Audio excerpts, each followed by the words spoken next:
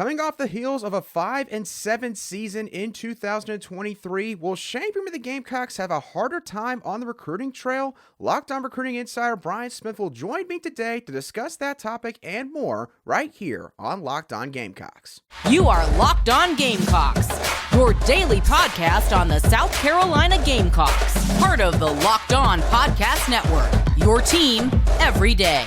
Hello, Gamecock Nation, and welcome back to the Locked On Gamecocks podcast. I am your host, Andrew Lyon, and as always, you can find my written work over on Gamecock Digest on Fan Nation. Thank y'all so much for making the Locked On Gamecocks podcast your first listen or watch for your team every day. We are free and available, as always, both on YouTube and wherever you get your audio podcasts daily. Today's episode is brought to you by FanDuel. Make every moment more as new customers can join today and get $200 in bonus bets if your first bet of $5 or more wins. Visit FanDuel.com/lockedon to get started. As of yesterday, the 2024 recruiting cycle has officially ended. Yes, National Signing Day, or at least the February National Signing Day, was indeed yesterday. Not a whole lot going on if you're a South Carolina fan, but that does not mean that there are things to discuss or aren't things to discuss when it comes to the South Carolina Gamecocks and recruiting. And so, I am pleased to be joined today by Locked On's resident recruiting insider, Brian Smith, to discuss everything with South Carolina's football recruiting efforts. Brian, welcome back to the show. Welcome. I'm happy to be here, and quite honestly, this is my favorite time because recruiting ramps up with a whole bunch of guys across the country for camps and combines and 7-on-7s. So this is my deal, man. Yeah, absolutely. And if you're Shane Beamer and the Gamecocks, this is probably going to be a very pivotal recruiting cycle, the 2025 recruiting cycle that is. And so we'll dive into that and plenty more in just a moment. But before we do start today's show and really dive into all this, I also want to let y'all know that because we're talking about recruiting, this is also sponsored by LinkedIn Jobs. These days, every new potential hire can feel like a high-stakes wager for your small business. And that's why LinkedIn Jobs helps find the right people for your team faster and for free. Post your job for free at linkedin.com/lockedoncollege. Terms and conditions do apply. Brian, let's go ahead and talk about South Carolina's on-field results from last season and how it could affect them this offseason. Because for the last couple of off seasons, we were able to talk about this question in a good way for Shane Beamer and South Carolina's football staff, but this time around, not so much. You know, you go 5-7, you miss out on a bowl game, and the momentum kind of seems like it's stymied a little bit for South Carolina right now. So in terms of high school football recruiting, how much do you think that this could impact Shane Beamer's efforts on that front? Well, the biggest problem is negative recruiting. Coaches love to say, well, if you go there, that's fine. It's a great school. He's going to get fired. I guarantee you that's going to be constantly. And there's nothing they can really do except say it's not going to happen. It's he said, she said, and that's part of it. The other problem with it right now is it's just not a lot of talk about South Carolina beyond like just the state borders. And they recruit a lot in Georgia. They recruit a lot in North Carolina. They would try to get Virginia and Florida kids, et cetera. I can tell you from living in Florida, South Carolina is not a household name. So if they went 8-4 and won a bowl game, I think we would be hearing more about them. So they have an opportunity because they can sell playing time. We'll talk about that in a second, but it's going to be a difficult offseason from that point of, 5-7. Yeah, no doubt about that. And you mentioned playing time. South Carolina, they heavily hit the transfer portal this offseason to try and maybe offset some of these positions on this roster that maybe were a little bit young and maybe some positions that, quite frankly, were underperforming. We have to talk about college football teams like that these days with how talent acquisition goes. But, Brian, when you look at this 2025 class, there's a couple positions that South Carolina might have to hit really hard because of the fact that they have so many upperclassmen at certain spots. So if you had to name 3 positions that they have to nail in this cycle, what are those 3 positions and why? Quarterback, I always kind of throw it to the side. You always want to get really good quarterbacks to kind of leave that out. But corner, they only got the Solomon kid last year. Good player, but they got 1. I want at minimum 2, if not 3 in every class because everybody runs spreads. So that's number 1 on the board for me. We'll talk about that in a second. There are a couple of pretty good players in state that they could go after. They need to win some of these battles against Clemson, against Georgia, et cetera, which typically South Carolina does not win. They need to find a way to make that happen this year. Secondly, they didn't get enough guys up front on either side of the line of scrimmage. They got good players. They didn't get enough of them at D-line and O-line last year. Where are games won in the Southeastern Conference, Andrew? The trenches. That would be D-line and O-line, and that's my other two spots. You can't just take numbers for the sake of doing it, but here's a couple of points. That state is loaded. Per capita, South Carolina every freaking year has D-linemen. I don't know what it is. My entire life, they've always had them. And sometimes, the Gamecocks get them. Sometimes it goes Clemson. Sometimes they leave. They got to win more of those battles. And, I was just looking at something, Andrew, that's a little concerning. Amari Adams, the number one player in the state, is committed to Clemson. I'm going to hold you responsible for that right now. But he's from Florence. It's ironic. His high school teammates committed to South Carolina. So it's obvious the Gamecocks have been by there. But they need to get some D linemen that are difference makers. If you're going to rise up, you're not going to do it beating Georgia or Kentucky or Tennessee without D linemen. That's the first thing. And then they need more numbers. To do that, I also think they should look at the junior college ranks as another supplement beyond the transfer portal. I'm sure that's something we'll talk about at some point down the line. But even if it's one or two kids, because linemen take longer to develop, if you're going to make up some time because you missed in numbers, junior college ranks may not be a bad idea for this cycle. Brian, actually, since you brought up junior college, I was going to ask you, for South Carolina, a program that probably can't heavily hit the portal every offseason for maybe some of those big names that do end up going into the portal market. Do you think the junior college ranks could be an area where Shane Beamer and this staff could maybe try to mine that level of football a little bit more to try to find some guys that could help them the very next season? Absolutely. This is something that even like when Saban first got to Bama, one of his biggest recruits, guy that helped them win a title, was a nose guard they got out of like Arizona Western or whatever. It's 330-pound nose guard. Of course, they run the 3-4 or whatever. Whatever your fit is for your scheme at any school, sometimes you're just going to miss on things. A guy gets hurt. I just did a show at the LSU the other day with Caroline. They have one concern for next year. It's ironic. It's defensive tackle. Not one, but both their interior guys left early. There's no way to fix that. There is no Mason Smith out there. I get that. But into the next cycle, they might consider taking another junior college kid, and they took one for this cycle in case Mason left. Good for them because now they have an experienced kid. There's something to say for having a guy that's already been off to college, knows what it's like to go through a class schedule, etc. They're a little more likely to acclimate and make an immediate impact. And you could never have enough defensive linemen. Great points all the way around there, Brian. And for South Carolina, they not only have a bunch of new players, but they also have a bunch of new coaches on their staff early next year, including one guy who's pretty much spent his entire life in the NFL. And that leads to questions regarding how he's going to be able to help South Carolina on the recruiting trail. So Brian and I are going to dive into that coach a little bit more in just a few moments on Locked On Gamecocks. Today's show is brought to you by FanDuel. Now, Brian, we are just 2 days away from Super Bowl 58. It's the San Francisco 49ers taking on the Kansas City Chiefs. The 49ers right now, as of the time of this recording, they're currently 2.5-point favorites per the FanDuel odds makers. So Patrick Mahomes and the Chiefs, they're underdogs coming into this game. The money line for them is set at plus 110. Brian, just curious, what are your thoughts on how the Super Bowl is going to play out? 2 words, Patrick Mahomes. I am not betting against him. I do not care. I'm not a Chiefs fan. I am not a 49ers fan. Patrick Mahomes. Unless there's an injury I do not know about, there could be. That might be why the Sharps in Vegas are leaning that direction. I'll take the Chiefs. Future Hall of Fame coach, future Hall of Fame quarterback. Oh, and also a top 5 defense to go with that. I definitely can't dispute your point on that. New customers, you can join today and get $200 in bonus bets if your first bet of $5 or more wins. Just visit FanDuel.com/lockedon to sign up. That's FanDuel.com/lockedon. Make every moment more with FanDuel, an official sportsbook partner of the NFL. Welcome back to this Friday edition of the Locked On Gamecocks podcast, where we cover your South Carolina Gamecocks every single day. And as always, a big thank you to each and every one of you everydayers who make the Locked On Gamecocks podcast your daily choice for South Carolina Gamecock sports coverage.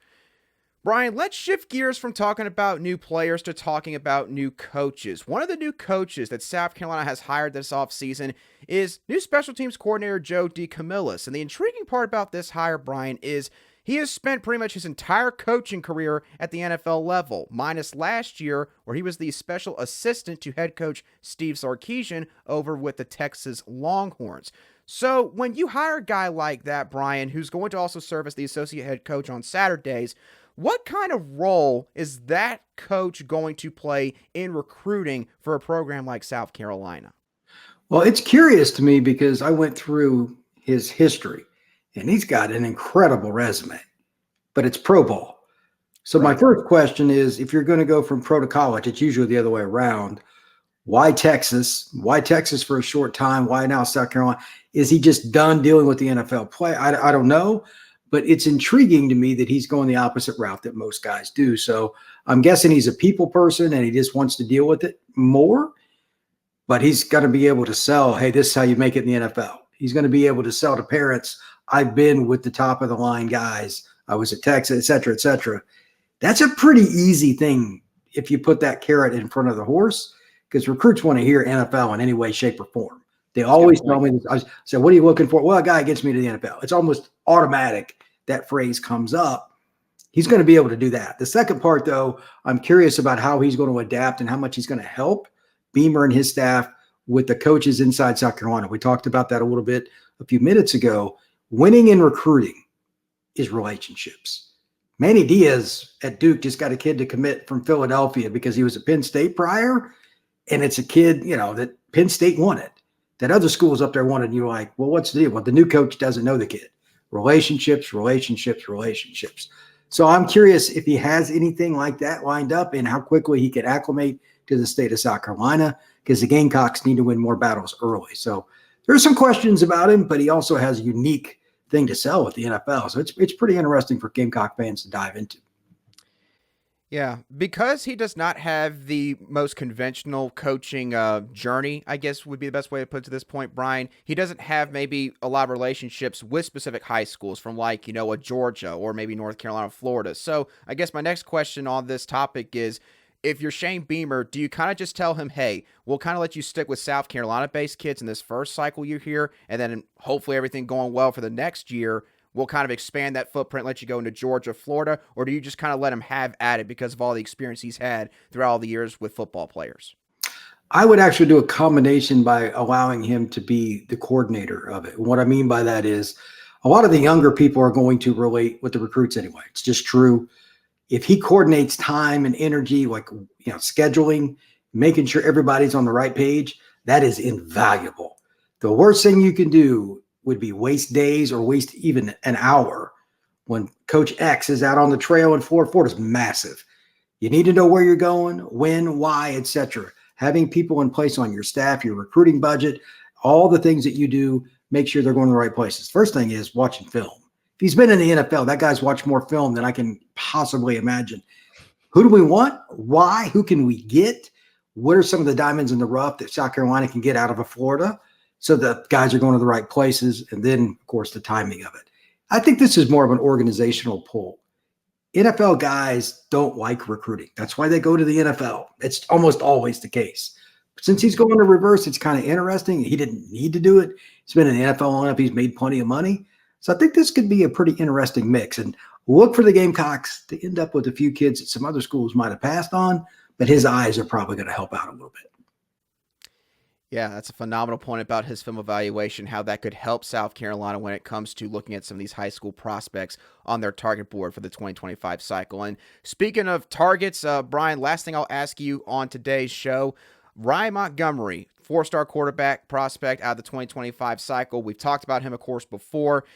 Seems like that he's getting closer to making a final decision. He's visited South Carolina, Florida, and Georgia all in the past calendar month, and he has made it clear before publicly that he does not want to drag this thing out too terribly long into, say, the summertime or maybe going into his senior season of high school football up in Ohio. So, Brian, just looking at this recruit from a bird's eye view, where do you think South Carolina kind of stands right now? And between maybe Georgia and Florida, who do you think the biggest competition here is in this recruitment? His recruitment is bizarre. An Ohio kid looking at 3 SEC schools. Penn Yeah. State was involved for a while. I think they're going to try to get Zollers. He's a kid local to them. But Georgia's recruiting Zollers too. Florida, there was an article out on one of the Florida sites talking about they really have a good relationship with him. But do you want to hitch your wagon to a guy that's almost as close to getting fired next year as you can get? South Carolina is a wild card. I have no. They're one of the hardest schools to make predictions on. But again, the kids from South Carolina or from Ohio are picking SEC schools. I would not be surprised at all if he ended up at South Carolina. They recruited him hard. He's a kid that would fit in the scheme that Beamer runs. I think it's pretty interesting race, but I'm going to pick either Florida or South Carolina here. Yeah, and if you're Dow Loggins, I mean, what better pitch to have than, what you did to help out Spencer Rattler this past season? Obviously, Rattler's always had the talent and ability, but Dow Loggins arguably helped make him a better quarterback, even though he had less weapons around him last year compared to what he had in 2022. So if you're Ryan Montgomery and you're looking at something like that, that might be something to consider when looking at South Carolina from this point moving forward. He is Brian Smith, Locked On's Wrestling Recruiting Insider. Brian, thank you so much for coming on to today's show. What do you got going on over the next few weeks? I'll be at a camper combine every single weekend between now and probably April. So it's Under Armour Orlando this weekend. I'll probably have something for you on a South Carolina kid or two because they recruit Florida pretty hard.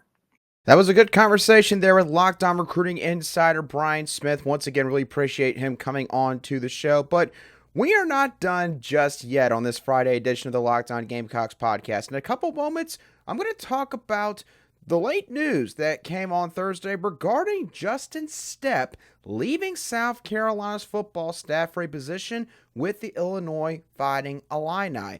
What should Gamecock fans make of this? You might not totally agree with the opinion I'm about to give y'all. We'll talk about that in just a few moments.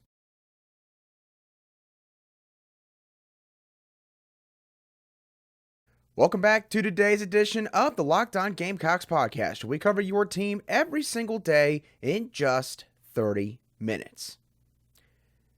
Some Gamecock fans, matter of fact, a lot of Gamecock fans, are probably not happy about the fact that Justin Stepp, a South Carolina native, is leaving South Carolina's football staff to join Illinois and take over their wide receiver coaching position. You might think that this is a big loss, and while I'm certainly not going to act like that this departure of Justin Stepp has no drawbacks for South Carolina, I gotta be honest, I don't think this is quite that big of a deal in terms of what kind of void Coach Stepp is leaving behind. Now, I have talked about this before, and so I will go ahead and reiterate it right now. Coach Justin Stepp leaving South Carolina definitely hurts the Gamecocks when it comes to their recruiting connections in the state of South Carolina. That was something that Coach Justin Stepp had a lot of in terms of that department, and high school coaches love him. The Stepp family is well known around the area, and so in that aspect, that is definitely going to hurt South Carolina. At the same time, we have to be honest, Coach Justin Stepp, during his time at South Carolina, I don't really think we ever saw the wide receiver room take that massive step like we all thought it would in terms of both recruiting and all-around development. I've nailed recruiting several times on this show in the past. Justin Stepp only landed one 4-star wide receiver during his time at South Carolina, and that was Mazio Bennett from the state of South Carolina in the 2024 cycle. Now, not every lost recruiting battle over a 4-star prospect was solely due to Justin Stepp. There were some other factors at times that were at play, but with how good of a recruiter, how good his reputation was as a recruiter coming into Columbia, I think that Gamecock fans expected a lot more from Justin Stepp. And for multiple reasons, just never really saw that come to fruition during his time at South Carolina. So that's the first thing I want to address. The other thing I want to address is development. Now, this is a lot more subjective. It really depends on who you ask. When they are broached with the question of how do you grade Coach Justin Stepp's development here at South Carolina? How well do you think he did with these receivers in terms of molding these guys. I will give Justin Stepp credit mainly for two players during his time at South Carolina in terms of development. Those two guys are Josh Vann and Jalen Brooks. I think that Coach Stepp deserves a ton of credit for what he did with both of those guys. They were both here each of the first 2 years that Shane Beamer and Coach Justin Stepp were here. I think that he made those guys better as wide receivers. And I think it's a big reason why Jalen Brooks, for example, made it onto an NFL roster as a 7th round draft pick in the 2023 draft, that being with the Dallas Cowboys. So I give Justin Stepp credit for that. However, I don't give Justin Stepp that much credit for Xavier Legette. I just don't. You look at Xavier Legette's development, his track record, what all he did on the field during his time at South Carolina. As we all know at this point, Xavier Legette, his first 4 years, didn't do a whole lot of anything. In year 5, he absolutely exploded. Now, obviously, I'm not there for every single practice. Fans aren't able to attend every single practice. And so neither of us probably will ever know how much of an impact Justin Stepp may have had in terms of Xavier Legette's development. I'm willing to say that he deserves partial credit. But if Justin Stepp had that big of an effect on Xavier Legette and how he was coming along as a wide receiver, I don't think it would have taken until year 3 under Justin Stepp's watch for Xavier Legette to just take off like he did. Logic tells me that that should not have happened if Justin Stepp was that good of a developer of talent, okay? I'm not trying to use that as a way to degrade Justin Stepp's development ability as a coach, but come on now. One really, really good year from Xavier Legette, and you're going to give credit to the coach? No, I give that more so to the player than I do the coach. And also, I see people bringing up Antoine Juice Wells as another good example of development for Justin Stepp. Y'all, are we serious? Really? A guy that was already an All-American at the FCS level, had over 2,000 career receiving yards, I believe, in his 2 years with James Madison before he came to Columbia, and we're going to say that Justin Stepp was a big reason why he had a solid season the 1 year that he pretty much played with South Carolina. Once again, just look at the numbers, look at the career that Antoine Juice Wells had. You cannot attribute that to Coach Justin Stepp. Now, schools that hire coaches like this, when they make that coaching bio, I promise you, they'll pull that up on the Fighting Illini's website. They will absolutely attribute that to Coach Justin Stepp because they're trying to promote those coaches as much as possible and make them look really good to their fans. But let's be honest, how much can you impact a guy in terms of his development when he's already been an All-American at a different stop? I don't think you can impact it that much. So, quite frankly, I think that Coach Justin Stepp gets a little bit more credit in terms of development than maybe he should get. Just going to be honest. I give him full credit for Josh Vann and Jalen Brooks. Xavier Legette, partial, if you really want to. Antoine Juice Wells, no. Sorry. I'm not going to entertain that conversation. So, I wish Coach Justin Stepp all the best at his next stop at Illinois, 100%. You know, going to be staying in one of the 2 biggest Power 4 conferences in all of college football in the Big Ten. I think that that is good for him. I'm not going to speculate in terms of being moved to the tight end coaching position and then all of a sudden taking another job as a wide receivers coach. But I think you can make some assumptions there. I'll just leave it at that. Maybe that was indeed done to give him some time to look elsewhere. I'm not dare saying that Shane Beamer was parting ways here with Justin Stepp because I don't know that, okay? So I'm not trying to give off that impression. But, you know, Coach Justin Stepp, he's not coaching tight ends at Illinois. He's coaching wide receivers.